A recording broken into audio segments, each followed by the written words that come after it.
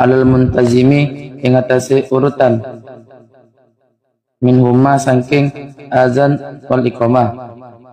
Kalau taroka lamun ninggalake sapa wong ba'dahuma ing sebagiani azan wal iqamah atta mongko nglakoni sapa wong bihi kelawan azan ma'a i'adati ma sertane ngulak balani azan ba'dahu kang dalam sausema wabilaun utawi syarat azan utawi syarat dalam azan iqamah iku nuli-nuli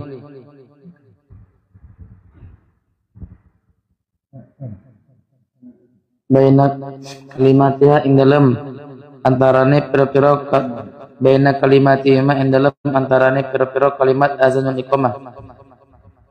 Naam, nggih.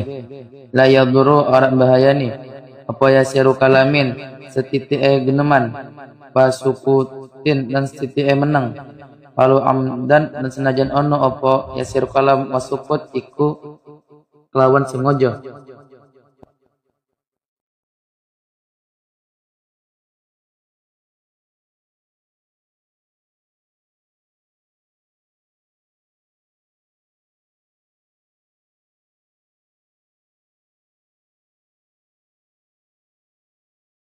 Mi ing jawab salam atas salam atas mitul adisi walau nazian lam yusih walahu albina alal muntazam minhuma. Dalam azan dan iqamah itu lapaknya harus berurutan sebagaimana urutan-urutan yang telah diketahui. Allahu Akbar, Allahu Akbar, Allahu Akbar, Allahu Akbar, asyhadu an la ilaha illallah, dan seterusnya. Kalau tidak urut walaupun diloncat walaupun lupa, tidak urut, maka wajib diulangi dari awal azannya.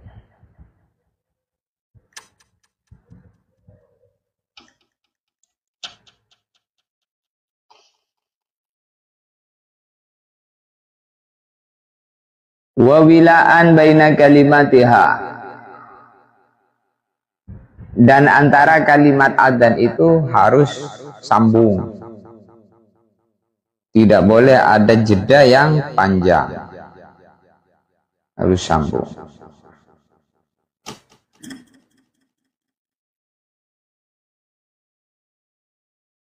Wa yusanu ayyahmada sirran idza atasa. Kalau orang sedang adzan kemudian bersin, maka disunahkan membaca alhamdulillah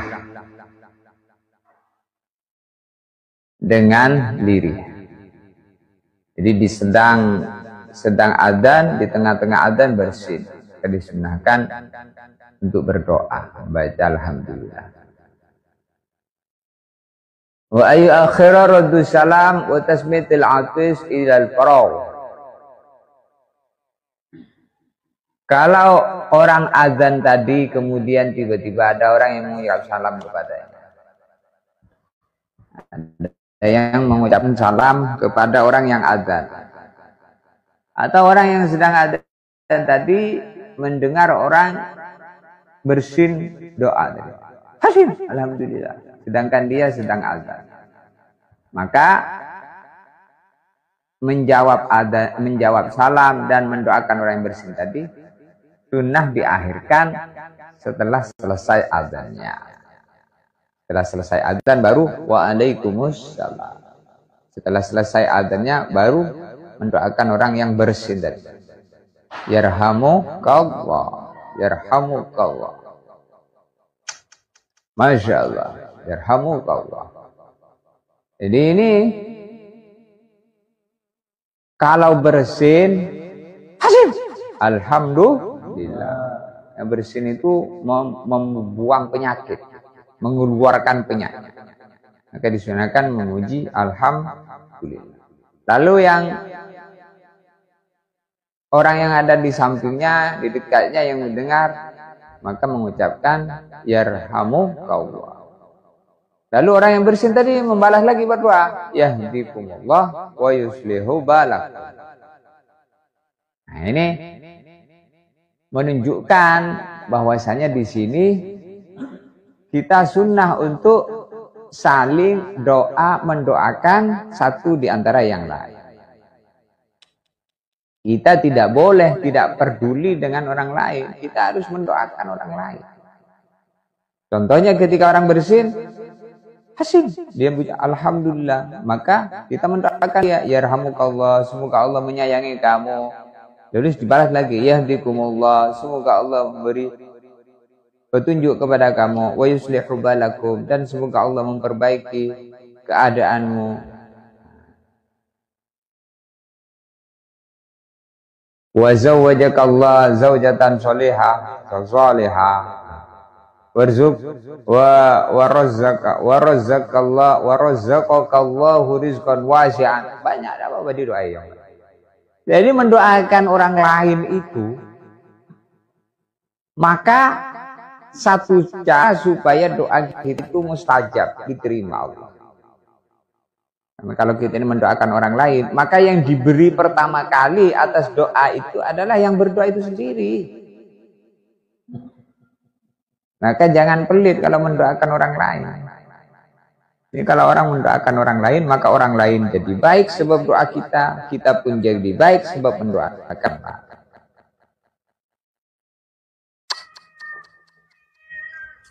Kalau ada orang sakit, syafakallah, semoga Allah menyembuhkan kamu. Kalau kita jenguk orang sakit, maka kita berdoa untuk orang yang sakit. Syafakallah. Kalau laki-laki, syafakillah kalau perempuan. Semoga Allah memberi kesembuhan. Menjenguk orang sakit. Menjenguk orang sakit itu pahalanya besar.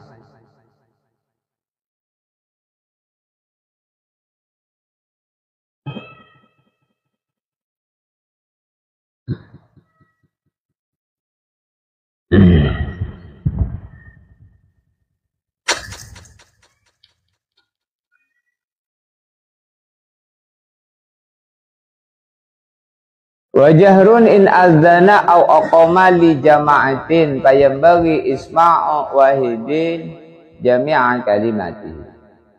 Kalau adzannya untuk berjamaah dikeraskan minimal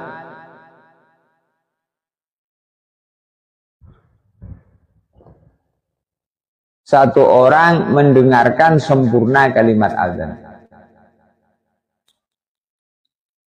Amal muadzin awil muqim li nafsihi fayafi isma'u nafsihi faqat. Adapun kalau orang itu adzan untuk dia sholat dia sendiri, maka cukup dirinya sendiri yang mendengar. Tak usah teriak-teriak. Cukup Allah. Kalau untuk diri sendiri. Tapi kalau untuk berjamaah, maka dikeraskan. Minimal satu orang dari orang yang mau sholat berjamaah itu mendengar kalimat adzannya itu sempurna.